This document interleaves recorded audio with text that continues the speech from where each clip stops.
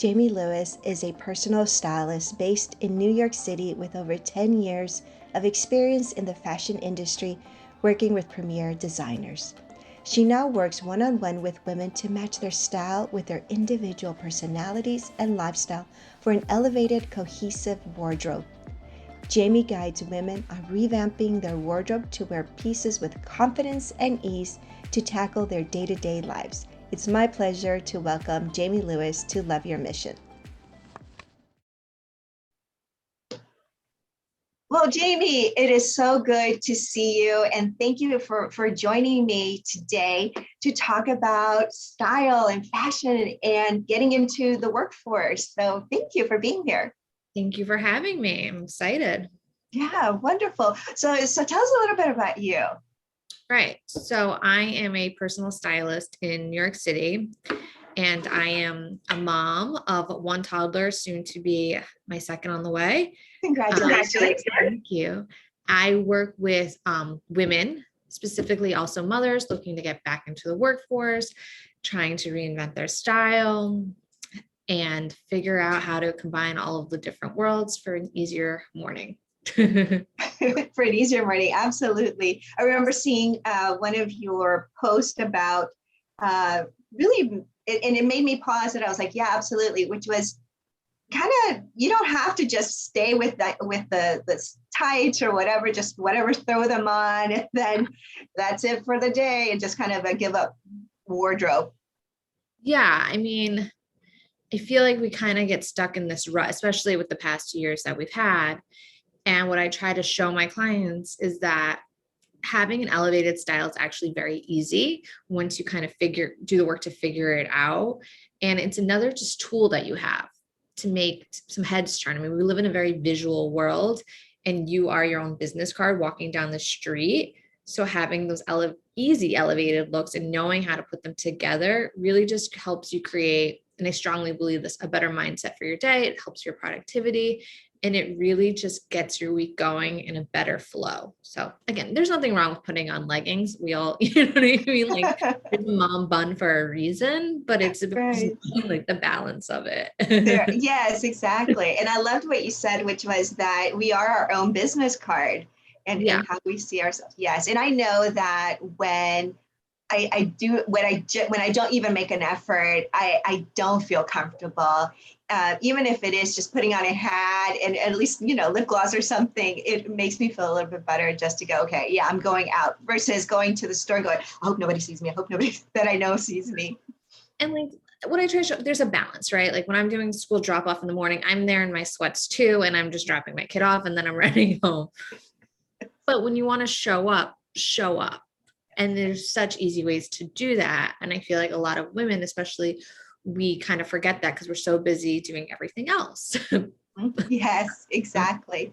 Well, I'm glad that you mentioned that. So one of the things that why I asked you to come on today was just really to help those who are going to be embarking on making either a career change, or they've been at home now for a while and they're wanting to get back into the workforce, and really just getting some tips on how they could feel when confident, and what would be some style tips to work with someone who maybe has been home for a bit, either because they chose not to work for a bit, or maybe caretaking someone, or whatever, of course, and of course the variant, all that's been going on. So what would be some tips that you have? Yeah, understand what you gravitate more towards. Like go to Pinterest, go to Instagram, go anywhere, and just kind of start scrolling and looking at what you're gravitating towards, and make a little board for yourself, your mood board. Once you kind of have your mood board set, then you're starting to understand, okay, my style seems to be X. And then you can kind of go off of that. So it's actually a fun activity, something I do for my clients after we have our conversation. Once you understand what you gravitate towards, then you're not blindly looking and just pulling things. It's going to start to become more cohesive for you. And start small also, especially if you're still working from home. You don't have to be in your sweats. You can get comfortable, like elastic pants. You can get slippers that aren't your like UGG slippers from 10 years. You can do little things that are going to help you kind of find your style a little bit more. Put on a little bit of makeup in the morning. Take less than 5 minutes. Instead of the mom bun, can you do a low bun? There's so many other things that you can learn to do that won't take up any time. No, So yeah. Yeah, no, and that's great. And that's a great way to be able to start transitioning. And also as part of mindset, because as you're starting to modify what you're wearing, Yeah. it does get you to start moving forward to, it's like, yeah, I could start making changes so that if you are having to now start going to work, it's not this huge shock of, okay, now I have to actually put on the outfit that needs to, that you I mean, we're 2 years in of this work from home or hybrid schedule type of thing. So we're kind of past the point of like, it's okay to show up on a Zoom call in your sweatshirt. No, now is the time that, again, take 5 minutes in the morning, put on some makeup. Can you put a cardigan on instead of the sweatshirt? There's just these easy swaps that you can do that from a mindset point of view, it's going to make you feel like, okay, work mode. Okay, 9 to 5, and it's separate the day a little bit. And then when it's time to go back to the office, you're kind of there mentally a little bit more. So it's not as hard to then think, okay, now I have to put on the trousers. Now I have to put on the skirt. It's not as big of a leap. So. Yes, I love it. So yes, definitely having that transition period. So you are getting ready to get into the work mode again. And yes, and because it is happening, there is a lot of virtual now, the interviews are happening virtually. It's not necessarily in person now. So what would be some things that maybe you should do and shouldn't do when you're thinking of an outfit for a virtual either interview or meeting that you have? So for a virtual interview or meeting, even besides the outfit, first thing is find your corner in your house that you're going to be taking this interview in. What's your background? Don't put up a fake Zoom bridge or whatever. What is your background? It could be a plain wall. But find that corner, invest in a little ring light or something to get your lighting okay. And that's rule number one. And then don't wear anything too busy. It's worse when you kind of go on to your interview and it's just too much happening. It's still an interview, so be a little bit more muted, but you can still wear a color, if that makes sense. Just something too busy. Right. So that's my big advice. Also make sure that whatever you are wearing is pressed. We can still see all the wrinkles. We can still see you're in an interview mode. So even though you're just kind of throwing it on and maybe you have the elastic pants on the bottom, make sure what we are seeing is pressed and tailored correctly. Yes, it's absolutely true. I don't know how many times I've just ironed the shirt. I didn't even worry about the bottom. It was just the top. Totally fine. Yeah. Keep your slippers on the bottom. It's totally fine. Nobody's going to see or care, but make sure this is interview ready. Yes, absolutely. Great. Okay. So good. And you said busy, but are there any colors or anything that you would say, no, stay away from those specific colors? From a background standpoint or from what you're wearing? What you're wearing.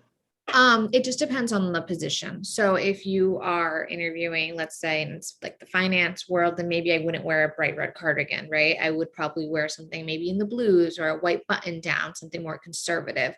But then let's say you are going into graphic design, something a little bit more fun, then throw on a color, throw on a bright color. It's totally fine. So really you have to narrow in on the industry that you're going into and the company culture. So I always recommend to look up some of the people on LinkedIn beforehand. How are they kind of dressed? What is their vibe, so to speak? So then you're going in correctly. And you've made an interesting point there, because it is true, is that you do need to know what industry that you are going into, because if it is one of those where it's very casual and you're going in very buttoned down, and it just doesn't fit, one, the personality, and two, maybe the environment that you're going in. What's the corporate culture? And then there is this leniency of, yes, you are work from home. So say you are going into finance and it is a more conservative company. It doesn't necessarily mean that you have to show up though in a suit. It just means it has to be tailored correctly and it has to be pressed and it has to look appropriate, but it doesn't have to be so, people Right. understand you are at home. So there is this like wiggle room that you can play with a little bit, which is nice. Right, absolutely. Now, we're talking virtual now. Is there any difference or additional tips if you are going in person, either to an interview or meeting at work in Yeah, person? if it's in person, show up correctly. I mean, from head to toe.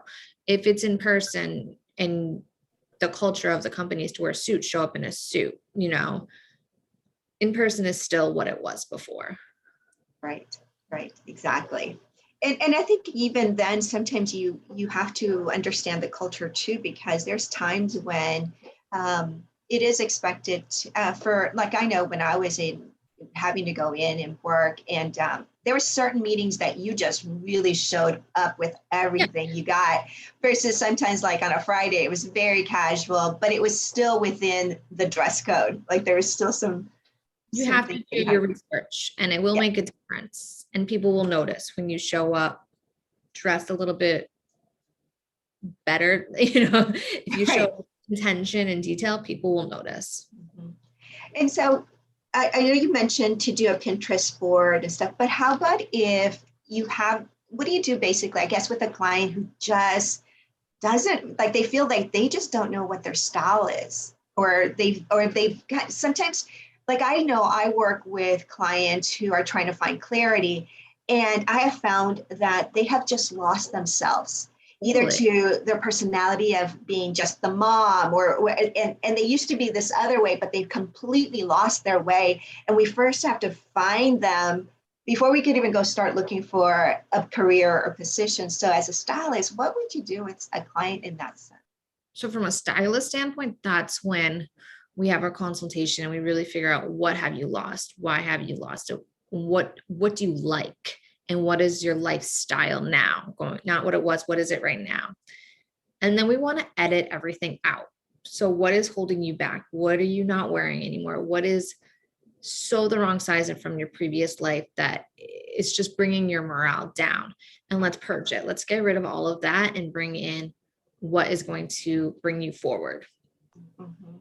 And then we know what to bring in because we've had the conversations of what it is you want to be, where your lifestyle is going, what your new position is, how old are your kids, the whole everything. I need to know everything about your life.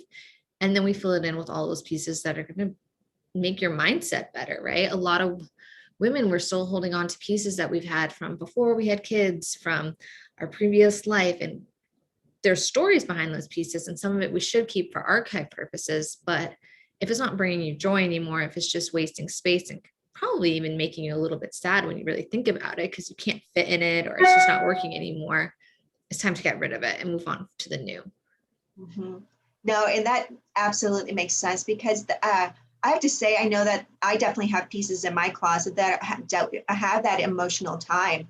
That's And just the yeah, thing. Yeah, there's archive pieces that you should keep for the emotional ties, but it shouldn't be in your day-to-day closet. It should be on a separate shelf. It should be in a separate closet. It shouldn't be where the real estate is the most valuable, because you want to have an easier morning. You want to be able to see everything and you want the space to work for your lifestyle. So if two shelves are just of old shoes that you will never wear again, well, that's silly, right? yeah. But if some of those shoes maybe really speak to you and like there's something behind it, and maybe you want Mhm. your daughter one day to have it, okay, great. Let's put that somewhere else and keep it. Yes. There's a little bit of science behind it. I remember another post you had, which was something about a client was not wanting to get rid of something because they had spent so much money on Yeah. whatever it was. What do you recommend with that when you have that mindset? I mean, you can always try and resell, but you will never get what you have to understand. You're never going to get what you paid for unless it's a very specific designer item like Chanel or Dior in the handbag world, not even in the ready to wear world. Um, it's just one of those things. It's like a tough pill. You just got to swallow it. And Mhm. I'm very upfront with my clients that you're not going to make your money back. You enjoyed it while you did. It's so frustrating to see the dollars go down the drain. But what's even more frustrating is having a closet that you're just not wearing. You're not Right. using. That's more frustrating. So it's kind of a lose-lose, but you just got to deal and move on. And it's a little bit of tough love that I give in that area. And I'm just upfront about it. It's not doing you any good to have the pieces just hanging if the only attachment is what you had paid for it 5 years ago. Yes, absolutely. Yeah. I know that I've had to just go in and purge sometimes and just like suck it up and just get rid of it. You're not wearing it. It's frustrating, but it is what it just is what it is at the end of the day. So yes. I think when I left my position a while ago, and I kept hanging some outfits that I was like, well, if I go back, and not necessarily that company, but if I go back, I kept them until I was just like, are you really going to go back to that environment or that type of world? Or are you really going to do that, Licia? I really had to like have this conversation with myself to the point where I was like, put them away or get rid of them. Exactly. But it took me a while. And rightfully so. Of course, it's going to take a while. I mean, that was a big part of your life. That was a big, that cost a lot of money. So of course it's going to take a while, but you just kind of have to have these realistic conversations internally with yourself. Are you going to wear it again? Are you even going to want to wear it again? And if the only reason you're holding on to something is because you paid a certain amount, you just gotta, it's like rip the Band-Aid, just do it. Rip off the exactly. Sell it. You can always try and sell and make a little bit back, right? I mean, I definitely will say use Poshmark, use the small consignment stores, use the Real. There's so many ways that you can make a little bit back. So yeah. And those are some places that I've actually even just had been able to pick up some great pieces too for myself. 100%. Poshmark is amazing to find some amazing pieces, some designer deals. So do a little bit of research that way. That goes with, elevating your pieces. So definitely you can also sometimes, instead of selling, you can trade and make even a little bit more. So maybe it's not like ripping the Band-Aid, it's just a trade. Right, exactly. So what would you say are some key pieces that, again, someone who's either getting ready to go back into the workforce or just getting ready to just get on the interview train, are some key pieces that they should have in their closet?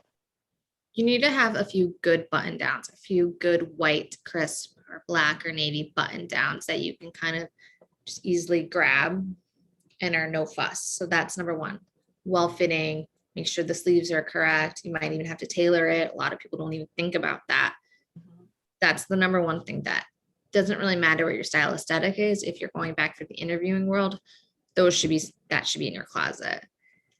If you're also going back and you're doing a lot of in-person interviews, make sure you have a blazer that fits to a T.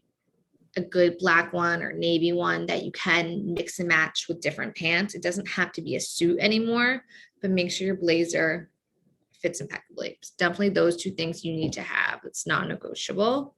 And if you are interviewing also from home, you're also going to want to try and find yourself a good cardigan, like a nice black or navy or maybe military green, but a nice cashmere cardigan that looks still very polished, but it still speaks to, okay, I'm at home. If that, because again, it's a little bit of that difference. So yeah, those are the three things that you need to have. Great.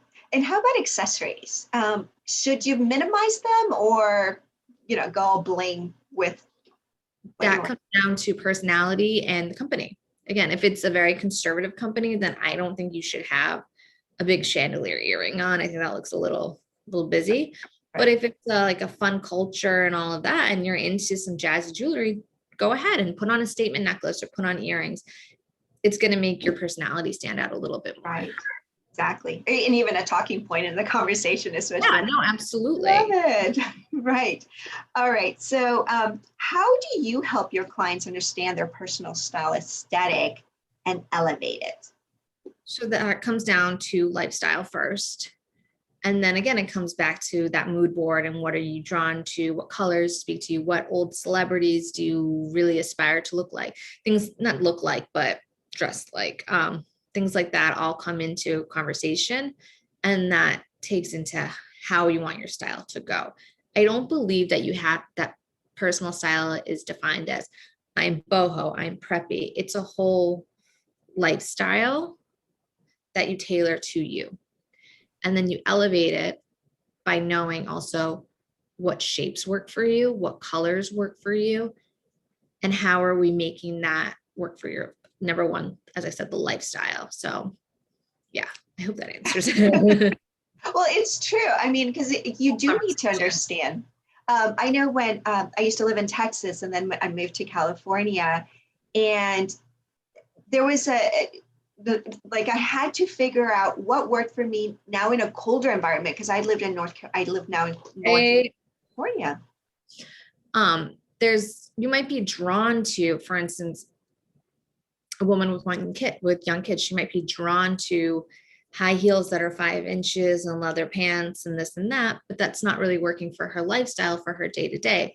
So we want to take pieces of what she's drawn to and make it work for her lifestyle. So she can still wear leather pants and maybe we pair it with some really cool sneakers and chunky knits.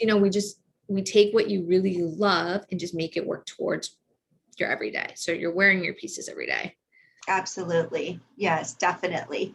And I know that, even as you talked, I'm thinking of just going through some of my closet. I'm going, yeah, there's definitely pieces I know it's like, yeah, just it's time to remove them. But then other ones that such as a kid, and I go, I need to go shopping in my closet because I forget some of the pieces that, oh yeah, I used to love this and I haven't worn it in a while. I need to bring it forward. And that's the first place that you should go shopping is in your closet and figure out, one of the things I do with my clients is we figure out what you love in your closet, but you're not wearing, you're not willing to part with. Okay, great. Well, how can we restyle it? How can we make it work for right now? And if there's no way we can do it, then it's time to get rid of it. But there's usually a way we can, 99%, there's always a way we can tweak it for your current lifestyle. And sometimes maybe that's tailoring something differently, or maybe you didn't expect to wear a sweater with this and you only thought you could wear a blazer. There's always a way to tweak it for your lifestyle. Yep, absolutely. All right. Well, this has been very helpful and so wonderful to hear the tips that you have. What if anything else that you would like to share with the audience who are listening in? Yeah, I mean, finding your personal style, it can feel a little bit overwhelming, but it doesn't have to be. It can be so much fun and it can really help your mornings just be easier and show up in a better way for yourself and create a better, honestly, just a better, more productive mindset. So again, I work with women, specifically working mothers. So please go to my website, styledbyjamielewis.com, and you can connect with me there. And I would love to help anybody who just needs a little bit of guidance. So sometimes that's all we need.